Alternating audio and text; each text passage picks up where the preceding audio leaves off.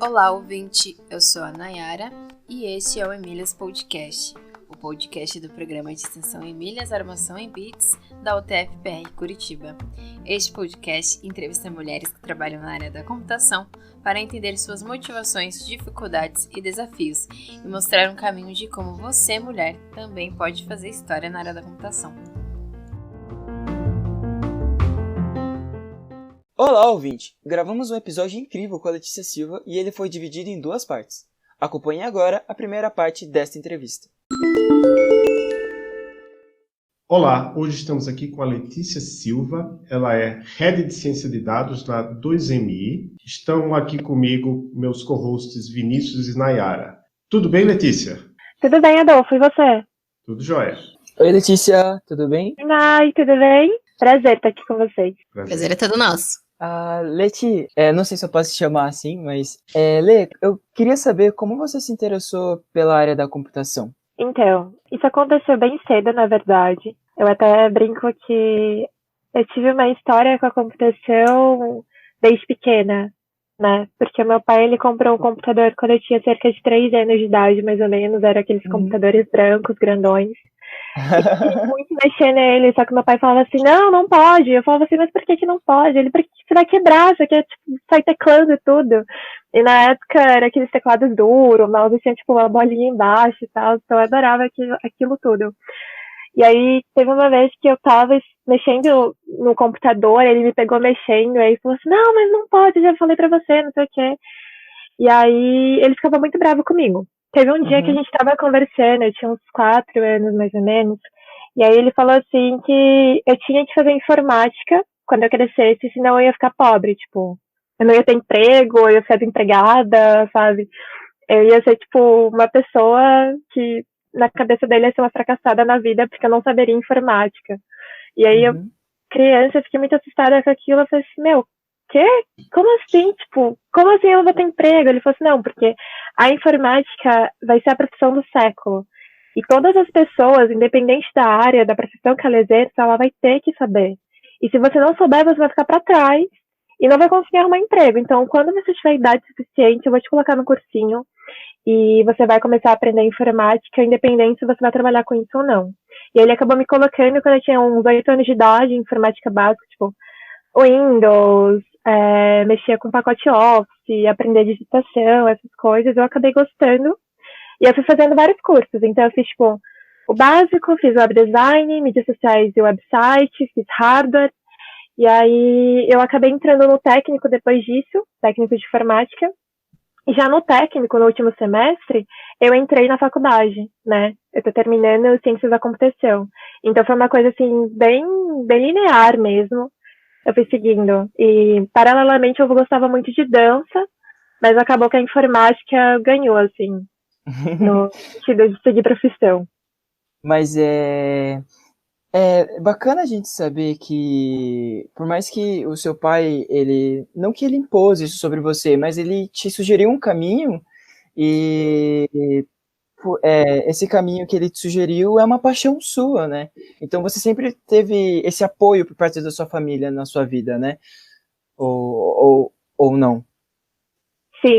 Além do seu pai e sua mãe, ou o restante da sua família, te apoiava, ou eles, meu Deus, essa menina, ela vai fazer informática, porque ela não vai cursar uma medicina, ou vai cursar direito, ou outra área, assim, que seria mais comum, entre aspas, né? Então, eu tive muito apoio deles, principalmente do meu pai. Meu pai, eu falava pra ele que queria fazer algum curso, e assim, a gente nunca foi, tipo, ricos e tal, mas ele fazia esforço pra pagar os cursos pra mim.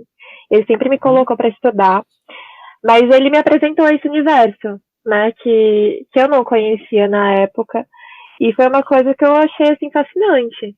Tanto que eu sempre digo para as pessoas que a gente não pode usar como parâmetro onde uma outra pessoa está. Porque, por exemplo, eu tive muita oportunidade de ter esse ambiente, né, que me favorecesse, de ter pais que me apoiassem e que me incentivassem a seguir na área de informática, mas eles nunca exigiram que, tipo, eu deveria fazer algum curso, uma medicina, um curso de advocacia, algo do tipo. Tipo, você tem que seguir direito para você ser advogada, para você ser juíza. Não. Eles queriam que eu fizesse uma faculdade, mas não exigiram nenhuma área, assim. Eu acho que ficou bem claro, assim, para eles, pelo menos, que eu seguiria na dança ou eu seguiria na tecnologia mesmo. Só uma complementação, Letícia. O seu curso técnico foi em informática mesmo? Sim, foi informática. Eu fiz por 1 ano e 6 meses aqui em São José. E aí eu entrei no último ano do ensino médio. Eu estudava em escola pública, né? Fui de escola pública a vida toda. E aí tinha um programa que saiu do governo chamado Vence. Hoje é um programa extinto, mas na época ele existia. E ele doava bolsas e tal de cursos técnicos. Eu me inscrevi e consegui. E aí, quando a gente foi fazer a matrícula, a gente descobriu que tinham sido cortadas. Das 20 mil, 10 mil bolsas haviam sido cortadas. Meu Deus. Então, eu fui uma das pessoas cortadas. Nossa, foi muito triste. E aí, eu cheguei em casa, assim, tipo, chorando, sabe? Porque não tinha o que fazer. Sabia que os meus pais não tinham condições de pagar. E aí, o diretor da escola, né, que oferecia essas bolsas, ele conversou com os pais, fez uma reunião. E aí ele ia disponibilizar o curso por um preço um pouco mais acessível para os alunos. E aí meu pai veio conversar comigo, perguntou se eu realmente queria fazer, se aquilo eu achava que ia ser importante para mim. Eu falei para ele que sim, mas que eu não queria que ele se metesse em dívidas e tal. E aí ele foi lá e me matriculou. Então, no final desse ano, né, no final do meu ensino médio em 2015, eu prestei Enem e aí acabei passando em 2 faculdades federais que eu acabei não indo. E me inscrevi no ProUni e passei com bolsa de 100% aqui em São José dos Campos. Onde é que você faz graduação? Eu faço na Unip, daqui de São José. Na Unip. E quando você entrou na graduação, você já sabia programar? Você estava um pouco à frente da média por causa do curso técnico? Sim, mas eu acho que não tanto no quesito de programação, porque o meu técnico ele foi muito focado em matérias mais teóricas. A gente viu algumas coisas de programação, sim, mas o que a gente viu de programação lá era muito raso em relação ao que eu comecei a ver na faculdade. E eu gostava muito de hardware. Tanto que quando eu prestei Enem, eu prestei para engenharia. Então, eu achava que eu ia fazer engenharia, que eu ia mexer com Arduino, construir coisas e tal. Só que como eu acabei ficando em São José, eu não sabia se eu ia conseguir ou não, por conta da nota. E acabei prestando para ciência da computação aqui, na faculdade particular, e eu consegui. E aí eu falei assim, eu faço, sei lá, 1, 2 semestres de ciência da computação, presto Enem de novo, e aí eu entro em engenharia depois. Mas acabou que eu me apaixonei, assim. E é muito diferente quando você pega uma pessoa que já fez técnico, ou que já tem um background, de uma pessoa que não tem. Boa parte da galera que saiu do meu curso, que começou, sei lá, com 60 pessoas e terminou, acho que em 25 ou 30, as pessoas que saíram não tinham esse background, não tinham essa base. Isso influencia muito. Eu concordo 100% contigo que a gente no curso de Sistemas de Informação, eu cheguei no curso e eu sou essa parte dessas pessoas que não tinha esse background e quando chegou lá e viu programação, eu falei, meu Deus, o que é isso? E o que eu vou fazer nesse mundo aqui? Jesus do céu. Totalmente perdido, né, Nai? Eu também, bem perdida no começo, mas daí eu fui vendo que eu comecei a gostar, né? Então foi bem legal. Foi divertido e assustador ao mesmo tempo. Eu acho que tem um gap aí, né? Um pedaço faltando muito grande, porque as pessoas entram na faculdade achando que elas vão entender como as coisas funcionam, mas acabam despejando muito, muito conteúdo e às vezes elas não têm a base para aquele conteúdo, sabe? Verdade. Nas aulas de cálculo, assim, por exemplo, a gente via muito a diferença de quem tinha feito um colégio particular, tipo, um poliedro da vida, que é super famoso aqui, para uma pessoa que não tinha feito, que tinha vindo de escola pública, sabe? Escola do estado, e que não tinha tido tantas aulas de matemática, assim, porque às vezes não tem professor disponível. Então, e eu sou uma dessas pessoas, sabe? Eu sempre gostei muito de estudar, mas nem sempre a escola estava ajudando também. Então, se divide. E aí vem as DPs, vem as dificuldades, então é muito difícil você não desanimar nesse percurso inteiro. Verdade, eu lembro muito bem quando eu comecei na universidade, teve lá o cálculo 1, nossa, e o professor simplesmente falou, gente, é bem facinho, são coisas que vocês aprenderam no ensino médio, mas eu vim numa escola que é aqui que eu estudei na esquina da minha casa, então quando saiu o conteúdo eu falei, meu Deus, o que eu tô fazendo aqui? Não sei nada, e todo mundo sabia, porque todo mundo veio de escola particular e eu lá não sabia nada.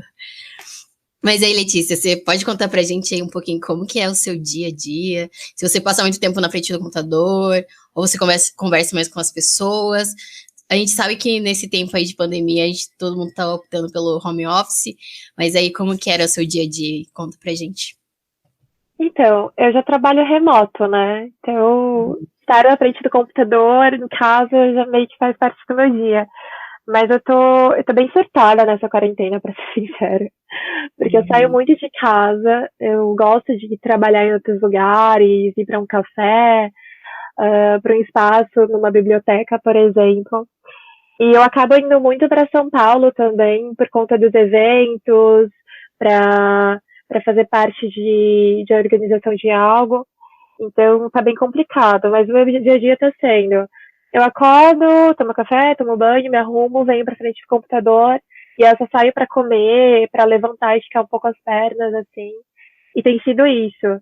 Então, eu até recomendo às pessoas que estão assistindo, porque foi uma prática que eu comecei também, a tentar meditar um pouco, fazer um pouco de yoga, ou fazer algum exercício físico, que eu também não estava fazendo. E a gente sente isso porque a gente passa o dia inteiro sentado numa cadeira, sabe, na frente do computador, então a sua vista cansa, a sua coluna cansa, e seu corpo todo, a sua mente também.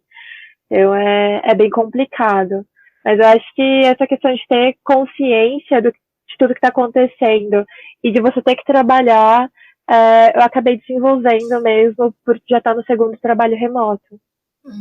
Leti, eu queria saber como você começou a gostar da programação. Tipo, foi na sua graduação ou foi no seu técnico?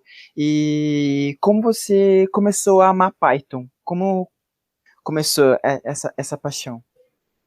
Tá. Eu lembro que o curso de mídias sociais website, que foi tipo o último que eu fiz antes de entrar no técnico, eu vi Portugal, que é por onde uma boa parte das pessoas começa a ver o princípio da programação. E eu já tinha uma noção, assim, mas tudo pra mim era hardware, eu queria desmontar e montar as coisas de novo. Mas eu gostei. E aí eu falei, nossa, mas isso aqui tá muito simples, né? E aí meu professor olhou pra minha cara e riu. Falou assim, espera você entrar no técnico, você vai ver o que é programação de verdade. E aí eu lembro que lá a gente mexeu com C Sharp, banco de dados, né? A parte da SQL, que eu adorei. A gente mexeu com HTML, CSS, PHP. Então, tudo isso eu fui gostando bastante, assim, mas eu acho que a forma, né, didática que me passaram não foi tão bacana. Muita coisa a gente tinha que bater a cabeça e se virar, e era todo mundo, sei lá, 16 a 17 anos, e às vezes surgiu um erro num código que o professor estava passando, e ele ficava, tipo, o dia inteiro, a aula toda, tentando resolver o erro, mas ele não passava o conhecimento pra gente. Ele só resolvia e depois ele colocava lá no projetor e falava assim, podem fazer agora. E a gente tinha que copiar. E isso eu acho que é uma coisa que não é bacana, assim. Eu entrei na faculdade, a gente viu também HTML e CSS no primeiro semestre, e no segundo foi C Sharp. Aí comecei a fazer umas coisas bem bacanas e tal, mas ainda assim eu não sentia que, tipo, eu era para programação. E é muito aquilo que a gente fala de você achar que não é bom o suficiente, de você achar, né, que você não é para a área de tecnologia, bater aquela síndrome do impostor. E quando eu conheci Python, foi quando eu vi a minha vida mudar, literalmente. Acho que é por isso que eu gosto tanto também, porque tem uma coisa, né, mais afetiva, mais simbólica para mim. Eu participei de um Jungle Girls em maio de 2017. O Jungle Girls, para quem não conhece, é um workshop para inserir mulheres na área da programação, utilizando Python e Django, que é um framework de Python para desenvolver sites no back-end. E nesse dia, eu lembro que eu cheguei atrasada no evento, tinha acontecido algum problema aqui em casa e tal. E aí eu cheguei lá e todo mundo já tava, tipo, em, sei lá, 30% do workshop eu não tinha feito nada. E aí eu cheguei, comecei a fazer e tal, tava dando problema no computador, a gente não conseguia rodar. E eu falei assim, meu, é sério que, tipo, agora eu tô realmente caindo a ficha que isso aqui não é pra mim. E aí eu comecei a ficar desesperada, porque a gente não conseguia resolver o erro do computador, que não era um erro de código, era um erro porque tinha um acento do nome do computador lá no Windows. Eu nunca ia adivinhar isso. Aí chegou uma pessoa, me falou que esse era o erro, a gente começou a tentar resolver, resolvemos. E depois que a gente arrumou isso, tipo, o meu código rodou todo, sabe? Eu comecei a fazer o tutorial e eu nem olhava mais no código do tutorial. Eu fazia tudo sozinha. E aí eu falei assim, pera, como que eu tô conseguindo fazer tudo sozinha se, tipo, sei lá, 30 minutos atrás, tava batendo uma síndrome do impostor e eu não tava conseguindo fazer nada. E aí eu vi que eu tava colocando muitas dificuldades na minha frente, sabe? Que eu não tava enxergando, que eu realmente sabia, mas que qualquer coisinha que surgisse, eu tava, tipo, levando aquilo muito a sério. Eu falei, não, eu preciso entender que eu tô conseguindo fazer isso aqui, e que mesmo que tenha dificuldades, em qualquer área vai ter, eu sou capaz de fazer isso. E se eu gosto de programar, por que não continuar? E aí foi esse evento, né, esse workshop que virou a chavinha para mim, e foi aí que eu comecei a me apaixonar por Python. E depois disso eu conheci o PyLates que tinha aqui em São José dos Campos, porque até aí eu não sabia que existia aqui, eu só sabia de São Paulo, do Rio, lá do Nordeste. E eu comecei a visitar, né, os eventos e tal, os meetups deles, e depois eu entrei para a organização. E eu acho que o amor de Python, para mim, pelo menos, vem muito da comunidade. Eu não sei se vocês conhecem, mas acredito que sim, até porque já veio outras pessoas falarem disso aqui com vocês. Mas a comunidade de Python é muito incrível. E ela te acolhe. É como se chegasse uma pessoa desconhecida no ambiente e passado, sei lá, 10, 15 minutos, essa pessoa ela já se sente super à vontade, ela já se sente amiga de todo mundo ali. E é assim que eu me sinto quando tem os eventos. E foi assim que a comunidade de Python me acolheu. Então as pessoas mostravam para mim que eu era capaz daquilo, sabe? Que aquilo podia ser para mim e que Python não era difícil, que eu podia aprender de uma forma muito fácil, muito rápida. E eu comecei a me engajar dentro da comunidade e fui me apaixonando pela linguagem simultaneamente, assim. Ai, que incrível, muito lindo, muito lindo. E então, dentre todas as linguagens que você sabe programar, a sua especialidade é o Python. Isso. Eu programo mais em Python hoje, mas eu mexo muito com SQL também e mexo com R, né, que são as linguagens aí mais voltadas para data science. E me perdoa a pergunta, você é a fundadora do R-Ladies, né, de São José dos Campos, e no R-Ladies, o seu foco é mais o Python ou não? Tipo, por exemplo, você expandir o mundo para outras mulheres. Você poderia explicar um pouquinho mais esse projeto pra gente? Claro, eu posso sim. Então, o R-Ladies, ele é uma comunidade para promover o ensino de R, né, e inserir as mulheres na programação com R também, mas não só mulheres. O R-Ladies, ele é uma comunidade diversa, então ele está aberto para qualquer pessoa que se identifique com a comunidade. Isso significa pessoas LGBTs, pessoas não binárias e por aí vai, né? E aqui em São José a gente está começando os trabalhos bem aos pouquinhos, porque a comunidade aqui ela não é tão ativa como em outros lugares, assim, por exemplo, eu sempre pego o exemplo de São Paulo, né, porque eu vivo lá e vivo indo e participando dos eventos, mas aqui a galera demora mais um pouco para tomar ação. E eu vejo isso dentro do PyLadies, que, né, é o grupo de Python para mulheres, e o R-Ladies eu tô tentando buscar pessoas para, tipo, crescer a comunidade, sabe? Começar a fomentar mais aqui, e demora. Então, no ano passado eu mandei um e-mail para o R-Ladies Global, para abrir um episódio, um capítulo aqui em São José dos Campos, e aí numa palestra eu comentei sobre isso e vieram algumas mulheres falar comigo que tinham interesse. Então a gente está começando a programar as atividades para esse ano, porque é muito difícil, tipo, pelo menos para mim, que sempre estou indo para palestras e para outros eventos, ficar com uma comunidade só para mim, porque não existe isso de dona, sabe? Tipo, ai, eu sou fundadora, sou eu que vou mandar. Não, a gente tem que compartilhar com todo mundo e eu acho que as pessoas têm que falar a opinião delas, dizer o que elas acham que tá certo, o que tá errado. E isso vai ajudando que a gente cresça e se fortaleça, sabe? Então, eu tô sempre em busca de pessoas que estejam a fim de colaborar com a comunidade e participar ativamente. É, eu ia dizer que é, é um pensamento, tipo, é um pensamento muito lindo o seu de envolver, sabe, integrar cada vez mais as pessoas, não somente no R-Ladies, mas você quer trazer elas para um mundo muito maior, né? Nai,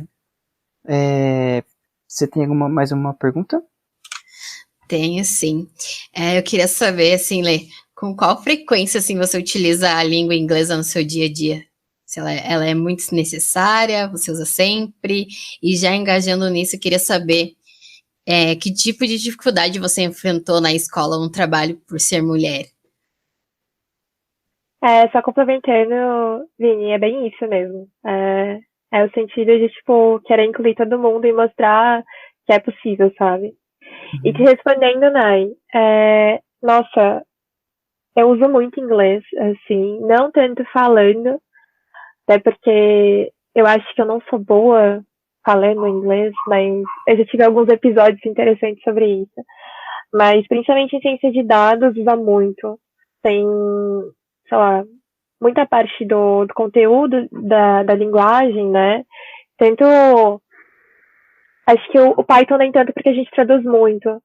Mas R tem muita coisa, SQL tem muita coisa. E se você pega a ciência de dados e você pega os conteúdos que tem feitos ao redor disso, artigos, trabalhos, vai estar tudo em inglês. Às vezes você encontra até alguns em outros idiomas, mas é mais difícil, porque a galera considera inglês a língua universal.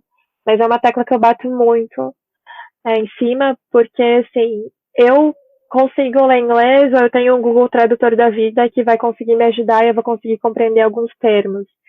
Mas tem gente que não tem esse background de inglês, que não sabe o idioma. Então, como que eu quero que essa pessoa aprenda se eu não estou oferecendo, né, materiais acessíveis para ela?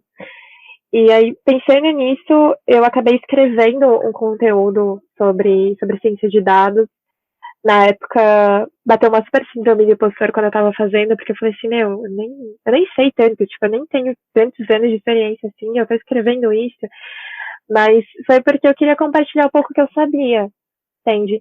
E eu sinto que falta isso. Tem muita gente que sabe e acaba não compartilhando por medo, ou por ter essa síndrome de impostor que eu tava sentindo, mas a gente precisa. Por exemplo, tu chega pra mim e fala assim, Lê, eu quero aprender ciência de dados. Por onde que eu começo?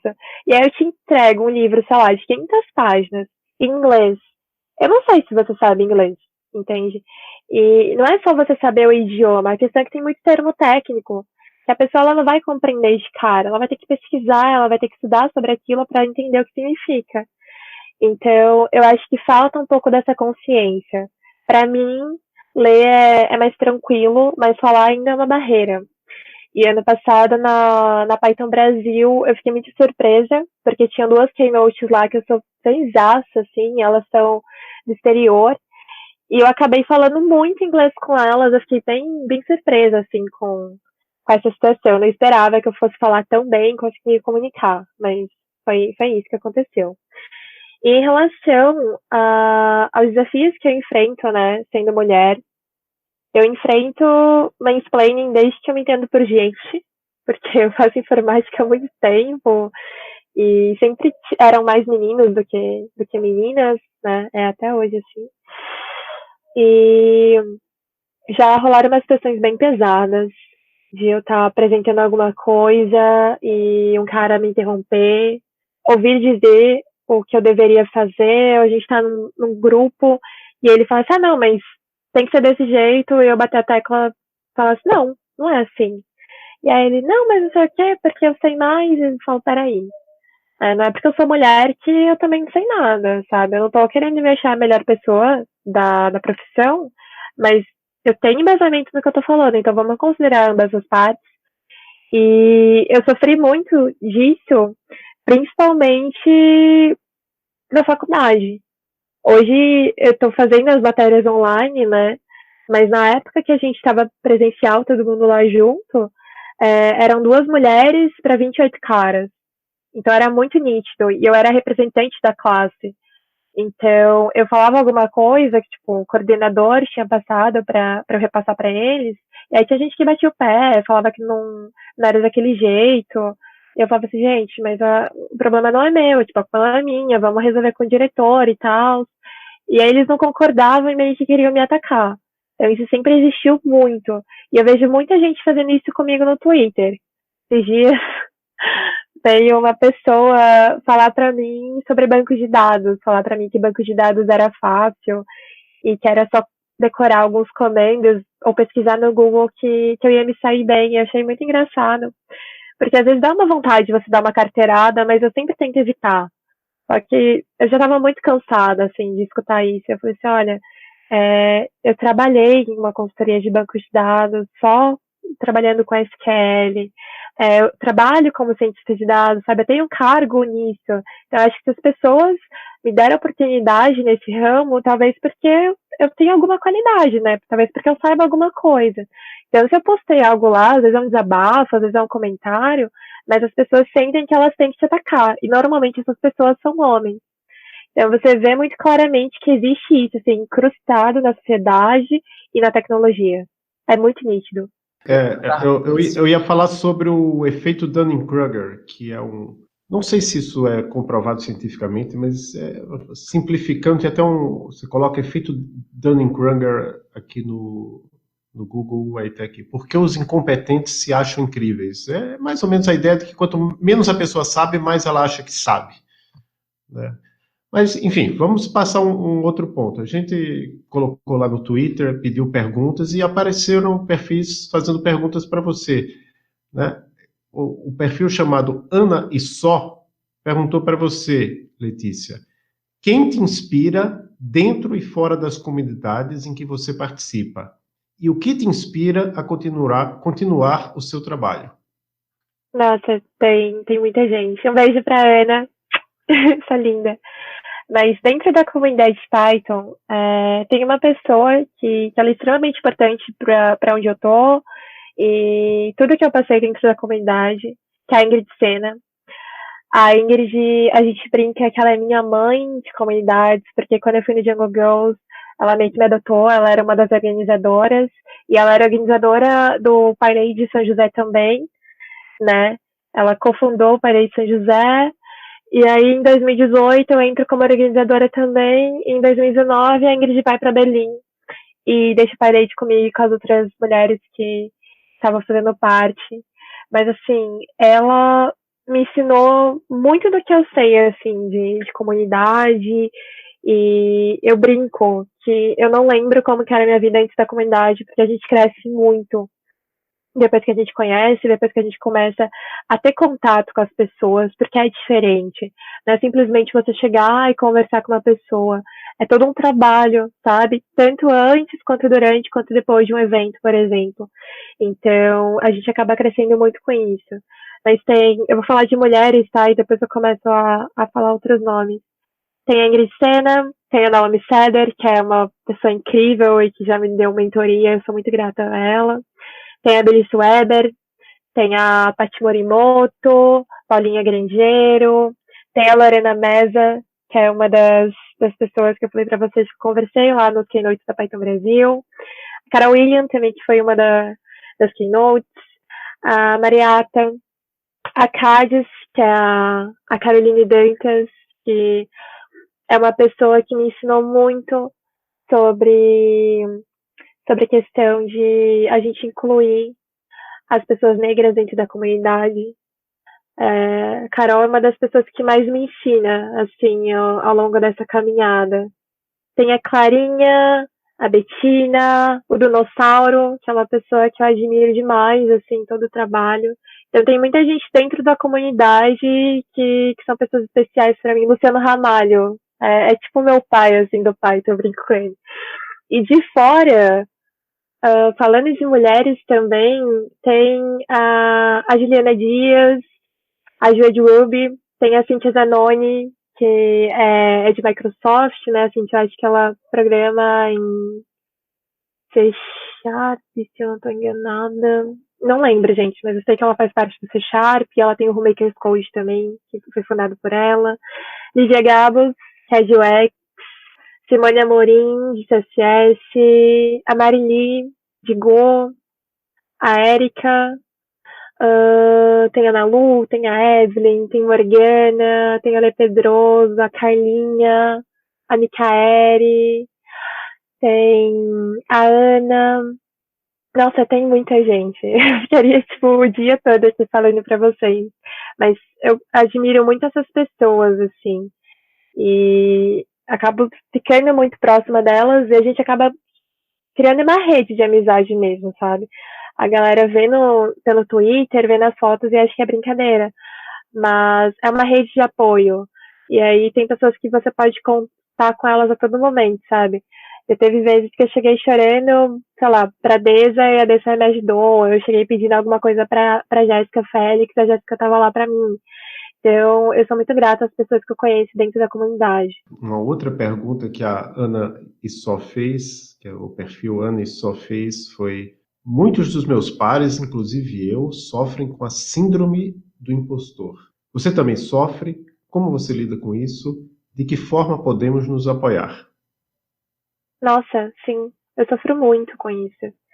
E eu demorei, e eu acho que ainda eu não consigo entender tanto certas coisas. Por exemplo, no começo do ano passado, teve a Campus Party Brasil, e eu estava coordenando a bancada do PyLadies, né? A gente estava lá pelo PyLadies Brasil. E veio muita gente falar comigo, porque tinha me conhecido do Twitter, por exemplo. E aí, é um susto, porque a pessoa chega: oi, Dilua, tudo bem? As pessoas me chamam de Helena, né? Porque meu nome lá é o indicativo de Helena, enfim. Aí as pessoas chegam: oi, Helena, tudo bem? Eu fico olhando assim, tipo: oi, tudo bem? Eu não te conheço do Twitter, só que eu paro e fico assim. É muito assustador pra mim chegar uma pessoa e falar que me conhece de algum lugar. Ou, tipo, uma vez que eu fui palestrar no SciPy de São Paulo, eu dei a palestra e aí depois veio um cara falar comigo e ele falou assim: eu comecei a aprender Python por causa de você. Aí eu falei assim: por causa de mim? Aí ele falou assim: porque você gravou um podcast com a Ana no Taverna da Programação e aí vocês falaram de Python. E nossa, eu fiquei muito, muito apaixonada pelo que vocês contaram e tal, eu resolvi aprender. E aí dá uma sensação muito boa, mas você sempre acha que aquilo não é sobre você, sabe? Não é você que tá fazendo, não é você que tá proporcionando. E a mesma coisa quando a gente manda uma palestra e a gente não sabe se essa palestra é aceita ou não, né? Se eles vão dar o aceite nela ou não. Ou se você manda tutorial, ou se você quer, sei lá, produzir um artigo, mas você tem medo. Então, a todo momento, a gente tá ali naquele limiar do: será que eu faço isso, será que eu não faço? Será que meu código é bom o suficiente? Mas, nossa, o código de fulano tá muito melhor que o meu. E aí, é o que eu falei, a gente precisa levar em consideração o momento que a gente tá vivendo, o background que a gente tem, o background das outras pessoas. Porque a gente tem muito isso de comparar, né? E eu me comparo muito. Eu olho pra fulana e falo: nossa, mas ela tá fazendo um negócio tão incrível, né? Por que eu não tô? E aí eu não tenho que pensar dessa maneira. Eu tenho que pensar: nossa, que bacana que ela tá fazendo. Caramba, eu vou me esperar nela pra fazer, né, algo muito incrível também. Não precisa ser igual a ela, não precisa ser o mesmo que ela. Mas tem que ter esse lance de a gente saber dosar, né? Porque senão acaba fazendo mal e você acaba ficando mal com essas coisas e acaba parando a sua vida porque você acha que a vida do outro está muito melhor. E isso também faz parte dessa síndrome de impostor que a gente sente, porque a gente se compara muito, principalmente dentro do ramo da TI, dentro do ramo da comunidade, que tem pessoas que vão ter uma facilidade enorme para falar e se comunicar com as pessoas, e vão ter pessoas que vão ser super mais quietinhas, assim, gostam de ficar no canto delas, mas nem por isso elas são pessoas ruins, sabe? E eu vejo que as pessoas utilizam muito isso. Tem essa questão de número de seguidores, que a galera gosta muito de ficar comparando também. E eu sempre falo, gente, não é o número de seguidores que importa pra mim, são as pessoas que estão ali, sabe? Eu quero conhecer essas pessoas, eu quero conversar com elas, quero tentar ajudar elas e quero que, tipo, se eu precisar de ajuda, que elas me ajudem também. Então, a gente tem que pensar nisso dessa forma, porque senão todo mundo fica louco, sabe? Não tem como pensar nisso de outra forma, pelo menos pra mim, né? Nesse tempo de experiência, eu acabei crescendo muito e vendo muito isso. Que a gente pode ter uma pessoa de parâmetro, por exemplo, mas a gente não pode ficar se comparando, porque assim, a sua síndrome do impostor vai atacar e você sempre vai querer chegar num padrão que você não tá, sabe? Independente do que você faça, ou do que a pessoa faça, ou no que vocês estejam trabalhando, você sempre vai usar aquela pessoa para se comparar. E eu era uma pessoa que fazia isso. Então tem que ter muito cuidado nessa parte. E chegamos ao fim da primeira parte. Obrigado pela audiência, até a próxima!